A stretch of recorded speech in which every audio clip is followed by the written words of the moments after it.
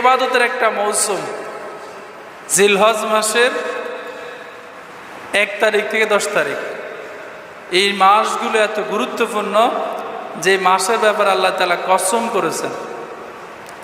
আল্লাহ তাআলা সাধারণত কসম করে না, তখনই কসম করে যখন আল্লাহ কোনো কিছুর গুরুত্ব বুঝাতে যায়। যেমন ধরুন, আপনি একটা কাজ করেন নাই, যদি আপনাকে দোষ দেওয়া হয়, তাহলে আপনি যে করেন না এটার গুরুত্ব বুঝাতে গিয়ে আপনার ছেলেটাকে কাছে টেনে এনে বলেন, আমার ছেলের মাথায় হাত দিয়ে বলছে আমি এটা করি নাই। এটা কেন করলেন? গুরুত্ব বোঝানোর জন্য। আল্লাহ তাআলা বলতেছেন শেষ 10 দিনের কসম, সেই 10 দিনের ব্যাপারে আল্লাহ তাআলা কোরআনুল কারীমের 30 নম্বর পারা সূরা ফজরের 1 থেকে 3 নম্বর আয়াত আল্লাহ তাআলা বলেন, ওয়াল ফাজরি ওয়া লায়ালিন আশরি ওয়াশ শাফঈ